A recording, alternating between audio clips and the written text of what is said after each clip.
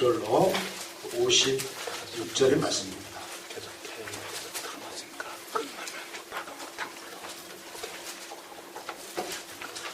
한 절씩 교독하시겠습니다. 제가 한 절 읽고 여러분이 한 절 읽고 교독하시겠습니다. 마리아가 이르되 내 영혼이 주를 찬양하며 내 마음이 하나님의 내 주를 기뻐하였으며 그의 여종의 비천함을 돌보셨음이라. 보라 이제 그로는 만세의 나를 복이 있다 일컬으려다. 네가 큰 일을 내게 하셨으니 그 일이 하셨으며 국률하심이 두려워하는 자에게 대대로 이르는도다. 그의 팔로 힘을 잘 쌓아 생각이 교만한 자들을 권세 있는 자를 그 위에서 내리치셨으며 비천한 자를 높이셨고 주리는 자를 조수로 변하셨으며 때라는 흰솔로 보내셨다. 그 종 이스라엘을 도우사 국률이 여기시고 기억하시되 우리 사장에서 말씀하신 것과 같이 아브라함과 그 자손에게 영원히 세우시리라. 56절 함께 하겠습니다. 마리아가 석 달쯤 함께 있다가 집으로 돌아가니라. 아멘. 이 시간 주님께서 대강절 넷째 주를 맞이한 여러분에게 인카네이션 은혜로 함께 하시기를 축원드립니다. 인카네이션 이제 성육신 하셨다 그런 뜻입니다. 하나님의 아들이 인간의 몸을 입고 이 땅에 오신 역사 인카네이션. 그래서 친히 주님께서 이 자리에 함께한 줄 믿습니다. 두세 사람 모인 곳에 내가 너희와 함께하리라 했기 때문에 우리가 벌써 숫자가 몇 명입니까? 세 사람 이상이죠? 얼마나 많이 보냈습니다. 이 자리에 우리 주님께서 친히 함께 하시기 때문에 이 시간에 주님을 만나는 은혜가 여러분에게 임하시기를 소원합니다. 성탄절 십계명이라는 게 있습니다. 제가 글을 찾다가 보니까 이게 좀 괜찮다 싶어서 여러분에게 진짜 십계명이 아니고 성탄절이라는 것을 이렇게 지켰으면 좋겠다 하고 10가지 이렇게 적어놓은 글이 있는데 한번 읽어드리겠습니다. 1. 그리스도를 마음에 모셔라. 성탄절을 잘 보내려면 그리스도를 마음에 모셔라. 2. 하나님이 주신 선물인 그리스도에 대해서 감사하라. 3.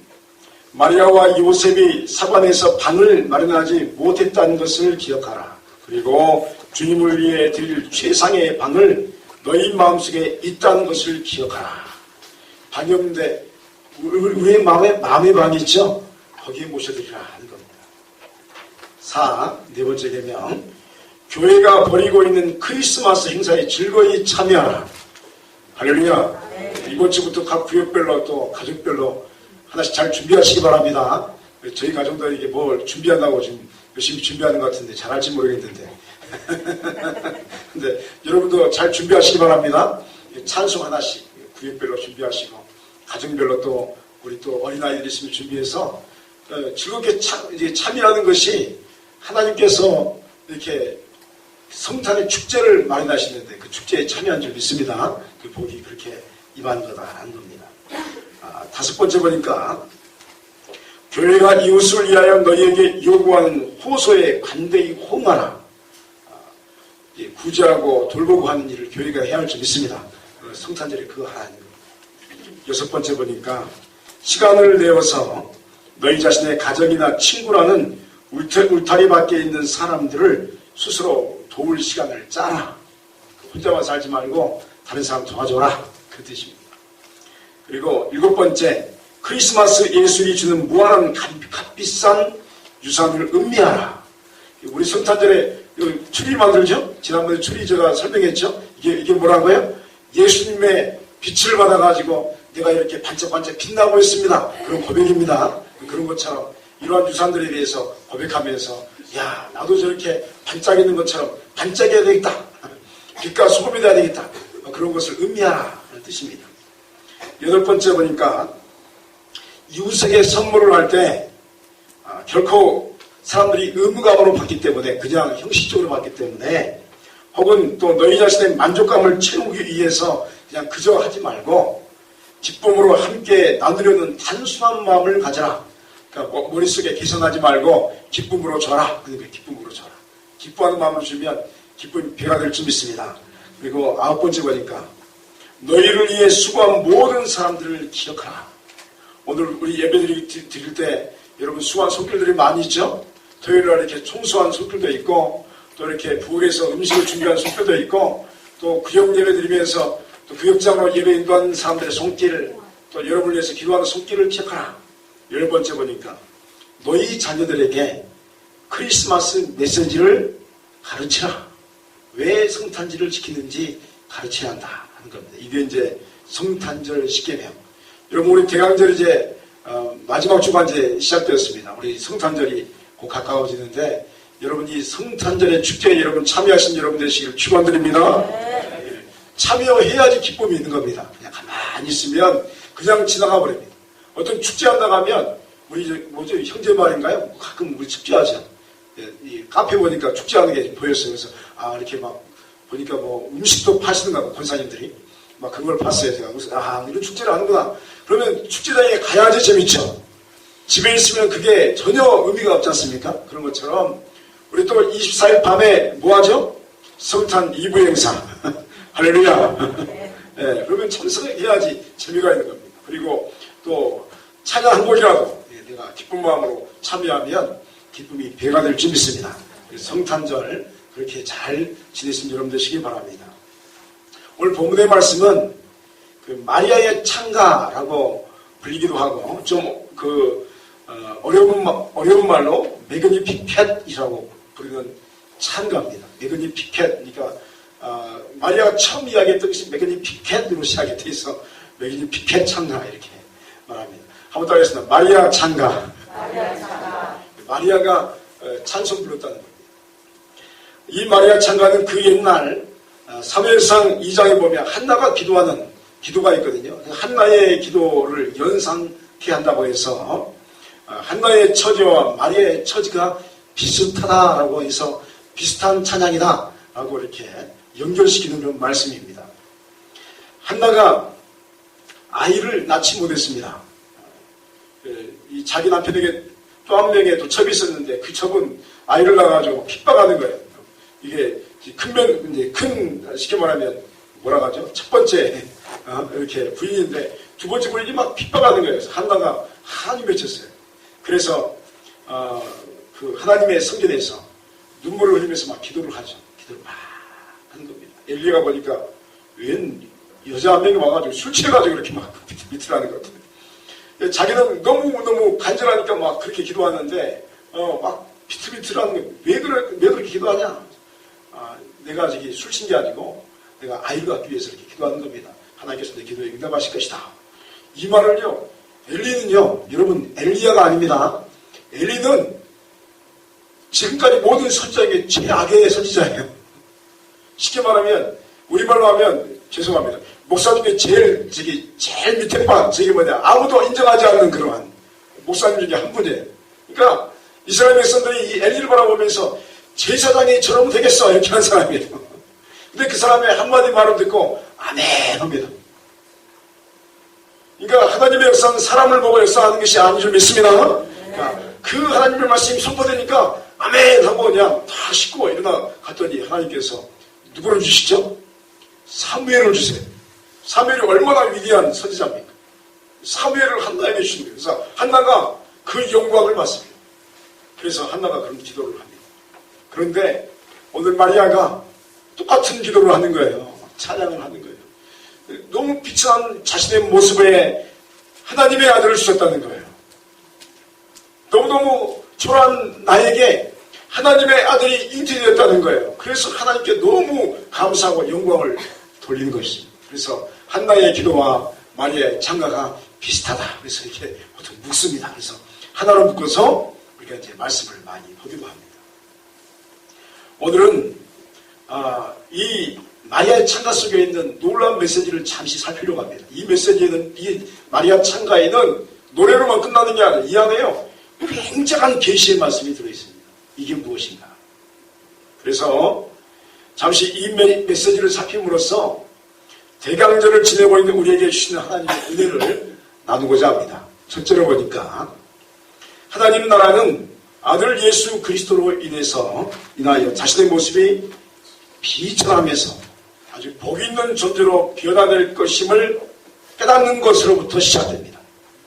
그러니까 하나님 나라는 내가 빛이 나는데 예수님 때문에 내가 복 있는 존재로 변화가 된다라는 것을 깨닫기 시작하면 여러분의 영혼 가운데 하나님 나라가 임할 줄 믿습니다. 그게 하나님 나라입니다. 오늘 47절로 48절 말씀 보니까 내 마음이 하나님 내 구주를 기뻐하였으면 그의 여정에 비천함을 돌보셨습니다. 보라 이제부터는 만생에 나를 복이 있다 이끌으로다 라고 노래합니다.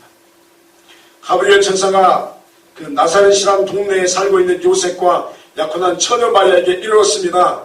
그리고 하나님의 아들이 마리아에게 잉태되었음을 고지하게 됩니다. 알려주게 됩니다. 또한 동시에 자신의 친족 엘리사벳도 나이가 많이 먹었는데 그 나이에 아이를 갖게 되었다는 것을 알려줍니다. 엘리사벳이 가진 아이가 누구죠? 세례 요한. 세례 요한이죠. 잉태된 거. 나이가 많이 먹었는데 할머니가 애를 가졌어요.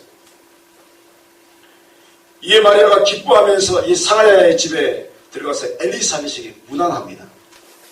그리고 엘리사벳 태중에 있는 아이가 마리아의 태중의 아이를 보면서 기뻐하며 막 뛰놉니다. 왜냐하면 세례 요한은 예수님을 위해서 먼저 온 자잖아요. 그러니까 그 메시아를 바라보면서 이 태중의 아이가 알아보는 거예요. 막 기뻐 뛰는 거예요. 이때 마리아가 이때 이제 엘리사벳이 마리아의 태중에는 아기께 성령 충만하여서 여자 중에 내가 복이 있으며 내 태중의 아이도 복이 있도다. 내 주는 어머니가 내게 내 주의 어머니가 내게 나오니 이 어찌된 일인가 하고 감동의 소리를 말하게 됩니다. 어떻게 알았을까요? 성령께서 임하니까 안 줄 믿습니다. 성령께서 임하니까 깨달아하는 거, 야 주께서 오시는구나. 이때 마리아가 자신의 모습이 비참함에도 불구하고 하나님의 거룩하신 이름이 자신에게 주어졌음을 고백하는 말씀이 본 말씀입니다. 사랑하는 여러분이요, 이 땅에 오신 예수님을 잉태한 마리아는 영원토록 복 있는 여인이 되었습니다. 그렇다면 이 말씀의 의미는 무엇일까요? 마리아는 복된 성모가 되었습니다. 그래서 지금도 성모 마리아 그러잖아요. 성모 마리아, 성모 마리아. 얼마나 존숭합니까? 마찬가지로 이 말씀을 우리에게 적용하면 예수 그리스도를 그 영혼에 영접하는 사람도 마찬가지로 복된 존재가 될 줄 믿습니다. 이게 그러한 의미입니다. 놀라운 점은 마리아는 자신을 스스로 비천하다라고 고백합니다. 비천하다. 아니 예수님을 잉태하기 전까지 자신은 너무 비천한 존재였습니다. 우선은 현실적으로 마리아는 비천했습니다. 왜 그렇습니까? 왜냐하면 그는 이스라엘 사람들 백성 중에서 가장 하층민인 목수의 아내였습니다. 목수는 하층민 중에 하층민이었어요. 그러니까 사람들에게 인정받지 못한 직업을 가진 비천한 사람이었습니다. 물론 마리아는 이제 요셉의 아내였지만 처녀의 몸으로 정혼한 상태에서 아이를 가졌습니다. 그래서 동정녀 마리아에게서 나시고 이렇게 고백하는 겁니다. 그리고 요셉에게도 하나님께서 천사를 시켜서 계시함으로써 이 놀라운 동정녀 탄생의 역사는 우리에게 이루어지게 되었습니다. 여기서 우리가 한 가지 주목해야 할 점은 비천한 존재라는 단어의 말씀입니다. 한번 따라하겠습니다. 비천한 존재. 그렇습니다. 저와 여러분은 어떤 면에서 여러분 비천한 존재입니다. 우리에게는 결코 영광이 없습니다. 우리의 마음이 항상 비천합니다. 우리의 모습이 비천합니다. 우리의 늙어감이 비천에 차게 합니다. 세월의 흐름 속에서 마음도 늙어가고 몸도 늙어갑니다. 그래서 얼굴에 주름살이 생기는 것을 막지 못합니다. 요즘엔 뭐 보톡스인가 이렇게 막 막기도 하지만 피지만 또 피어도 다시 주름을 막지를 못하는. 제가 옛날에 어떤 연예인 TV를 잘 안 보는데 보다가 놀란 게요. 위에까지는요 젊어요. 밑에가 주름살이 있다. 무슨 말인지 아세요? 막 이렇게 주사 놔가지고 쫙 폈는데 여기는 안 핀 거야. 여러분 주름살을 막지 못하는 것입니다. 하나님의 기운이 그 위에 불면 여러분 풀이 사그라드는 것은 당연한 줄 믿습니다. 그런데 그래서 우리는 비천하다라고 이렇게 이야기할 수밖에 없습니다. 그래서 너무 비천한 존재가 우리 자신임을 스스로 부정하지 못합니다. 내가 언제 이렇게 힘들었나? 내가 언제 이렇게 힘들었나? 세월이 언제 이렇게 흘러가지고 벌써 이제 백수를 바라보다. 여기 계신 분들 전부 다 150세까지 장수할 수 있으면 할렐루야 장수하시기 바랍니다. 그런데 여러분 빛이 청청하시기를 축원드립니다. 아주 그냥 강건하시기 바랍니다. 히틀러의 경원 중에 크루트 바그너라는 사람이 있습니다. 그는 히틀러를 신처럼 숭배했습니다. 히틀러 하면서 히틀러가 바로 메시아다라고 생각했어요. 그런데 전쟁이 끝날 무렵 히틀러가 자살합니다. 그래서 자기가 신처럼 섬겼던 히틀러가 자살하니까 자기도 이제 총수가 죽으려고 자살하려고 마음을 먹고 커피 한 잔을 이렇게 차 한 잔을 마시면서 이미 차만 마시고 죽겠다 하다가 마시던 중에 앞에 전도 책자가 하나가 있는 거예요. 예수 믿으세요. 전도 책자. 그래서 이거나 읽고 죽자 하고 이제 폈는데 감동이 되는 거예요. 그러면서 내가 예수를 신으로 섬겨야 되는데 히틀러를 신으로 섬겼구나 깨닫게 되었어요. 그리고 진정한 삶의 의미와 경배 대상을 찾아서 그 부근에 있는 목사님을 찾아갔습니다. 그래서 회개하고 그리스도를 마음에 영접했습니다. 이때 그는 이렇게 고백했다고 합니다. 예수님은 구세주이시며 평화의 주인이십니다. 한번 따라했습니다. 예수님은 구세주이시며 평화의 주인입니다. 여러분 인생의 빛이 남은 우리가 보기에 변화될 수 없는 것처럼 보입니다. 그러나 우리 주 예수 그리스도를 만나면 그 사람의 영혼과 인생이 비천함으로부터 영광의 전주로 변화될 줄 믿습니다. 옛날에 제가 어느 기독병원이라는 광주에 있는 기독병원이라는 곳에서 이렇게 봉사한 적이 있거든요. 그때 어떤 두 목사님이 싸우는 걸 봤어요. 두 분 다 신학을 많이 했어요. 공부를 참 많이 한 박사들이라서. 한 사람의 주장은 인간은 변화될 수 없다. 이렇게 말하고. 한 분은 아니다. 성령께서 임하면 인간은 변화될 수 있다. 여러분 무엇을 믿습니까? 2번을 믿으시기 바랍니다. 여러분 성령이 임하면 사람이 변화될 줄 믿습니다. 성품은 변화되지 않아도 여러분 기질은 변화되지 않아도 하나님께서 원하시는 성품으로 변화되어 가는 거예요. 많은 사람들이 사람은 변화될 수 없다라고 생각합니다. 많은 학자들이 사람은 3살 이후에 변화될 수 없다 이렇게 이야기합니다. 그래서 절망스러운 존재다 이렇게 이야기합니다. 그러나 성경은 하나님의 은혜 안에서 사람은 변화되어진다 이렇게 분명히 이야기합니다.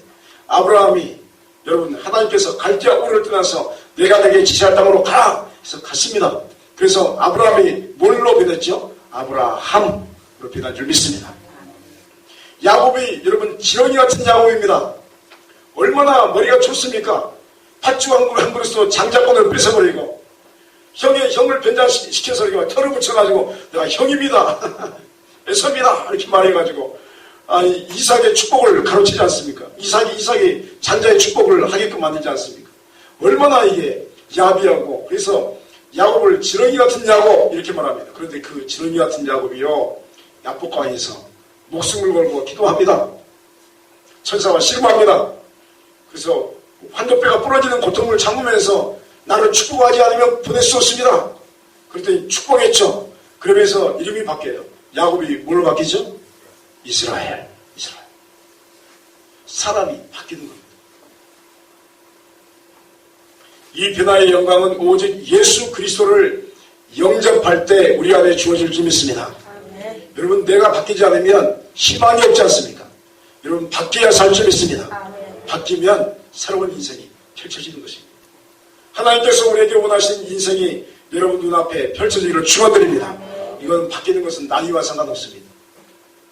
똑같은 상황 속에서도 하나님의 영이 임하면 밥 한 그릇 먹어도 행복할 줄 믿습니다. 여러분 식사할 때 여러분 오나기는 여러분 식사하시기 바랍니다. 여러분 밥 드시기 바랍니다. 여러분 은혜 받으면요 밥 한 숟가락 먹으면서 그 한 숟가락이 그냥 너무 좋은 거예요. 할렐루야. 어떤 영성학자가 그랬다잖아요. 밥 먹을 때는 밥 먹어라. 아무튼 그래서 밥 먹을 때는 밥 먹어야 합니다. 밥 먹으면서 자식 걱정하고 숟가락 하나 먹으면서 밥 안에 들어가는 게 아니라 다른 생각하는 거예요. 지금 조금 있다 누구 만나기로 했는데 내가 그 사람 만나면 내가 뭐라 할 거야. 그러면서 막 이 분노를 먹는 거예요. 밥 먹는 게 아니라 분노를 먹는 거야. 밥 먹으면서 걱정 근심을 먹는 거예요. 그러면 그 밥이 보약이 되겠습니까? 여러분 예수 믿으면 밥이 밥으로 변할 줄 믿습니다. 우리 신학교 다닐 때 좀 이런 말 좀 이상한데 근데 제가 그런 말 했어요. 예수님은 이 땅에 밥으로 오셨다.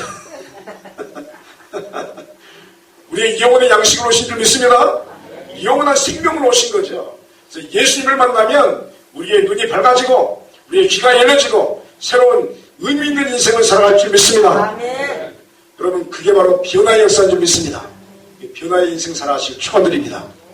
두 번째로 보니까 하나님 나라는 그의 능력과 권능으로 교만하고 권세 있는 자들을 심판하시며 오히려 겸손하며 주님을 따르는 자들을 높이는 역사로 이 땅에 임합니다. 그게 하나님 나라입니다.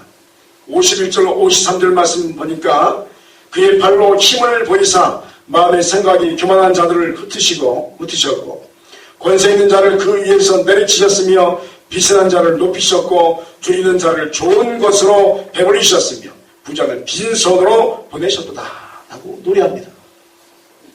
하나님 나라는 하나님께서 통치하는 것이 하나님 나라인 줄 믿습니다. 여러분 이 하나님 나라를 우리말로 하면 뭐라고 할까요? 따라합니다. 천국. 여러분 천국을 사시기 바랍니다. 하나님 나라는 하나님께서 통치하는 곳이에요. 그것이 천국입니다. 인간이 통치하는 나라는 무엇인가 아주 불안한 모습을 보이게 됩니다. 왜냐하면 사람이란 이 존재 자체가 불안전한 존재이기 때문에 그렇습니다. 자신의 감정이나 자신의 생각 하나 제어하지 못하는 존재가 사람입니다. 저와 여러분 중에 여러분의 생각을 제어할 수 있는 분이 여기 계시다면 그분이 성자인 줄 믿습니다. 우리 생각이 제어가 되지 않아요. 여러분이 생각해 보십시오. 여러분의 생각을 여러분이 제어할 수 있습니까? 생각은 나의 의지와 상관없이 흘러가 버립니다. 미워하기 싫은데 미워하게 됩니다. 그 생각하기 싫은데 그 생각이 들어와 버립니다. 여러분 나의 감정은 어떻습니까? 나의 감정도 또한 마찬가지입니다. 제멋대로 흘러가는 감정을 잡지 못해서 수많은 사람들이 낭패를 보기도 합니다. 한순간의 감정을 잡지 못해가지고 그냥 넘어지고 쓰러지고 재산 탕진하고 망하기도 하고. 여러분 생각과 또 감정과 의지가 빈약한 존재가 우리 사람입니다. 의지도 여러분 얼마나 우리 의지가 약하면 작심삼일이라 했거든요. 작심삼일. 그래서 여러분 작심삼일을 여러분 극복하는 방법이 하나 있습니다. 알려드릴까요? 작심삼일. 여러분 작심삼일 아세요? 한번 결심했는데 3일을 못 가는 거예요. 그래서 작심삼일을 극복하는 방법은 3일마다 결심하는 겁니다. 할렐루야. 야 공부하자 하선들 그러면 3일 뒤에 또 공부하자. 작심삼일이니까 농담처럼 하는 이야기입니다. 내가 이것을 하고야 말겠다 그러면 3일 만에 무너지거든요. 3일 때 또 결심하면 또 하자.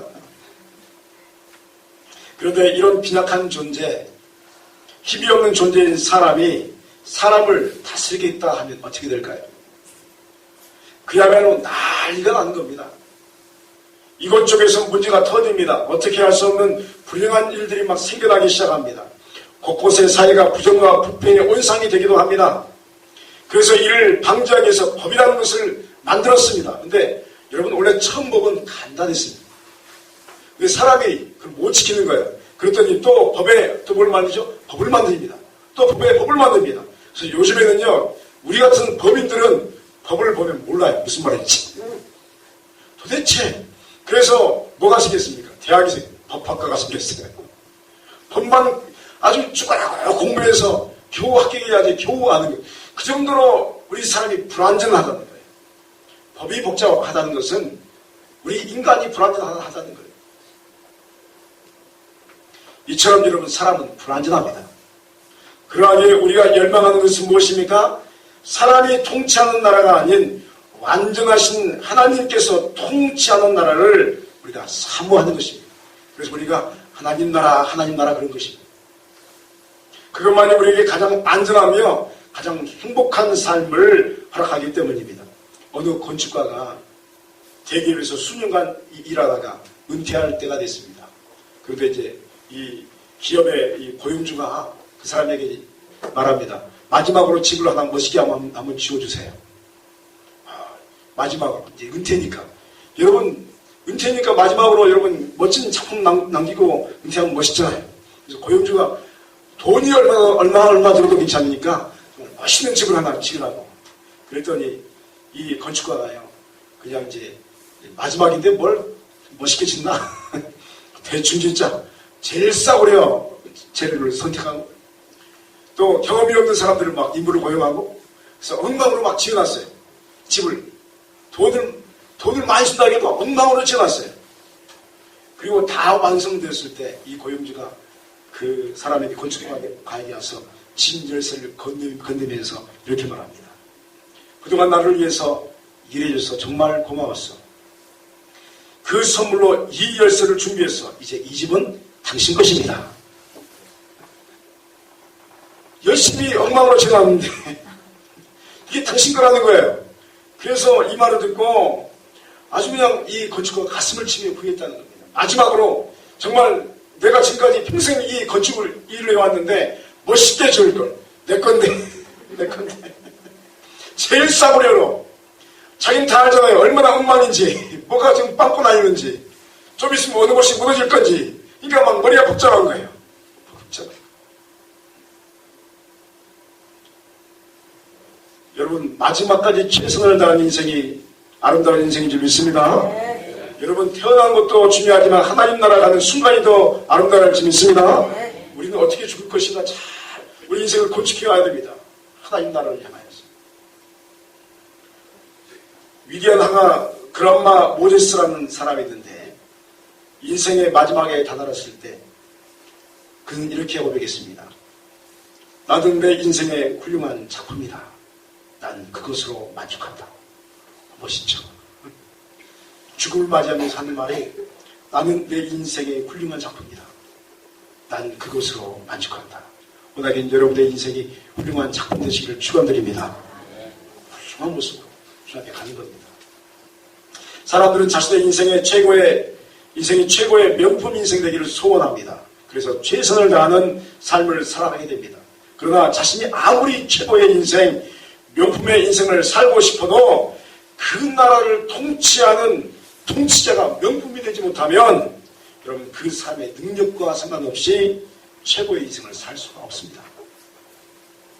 그러므로 우리의 인생의 왕이 되셔야 할 분은 우리가 분명히 알게 됩니다. 사람이 우리의 왕이 될 수 없습니다.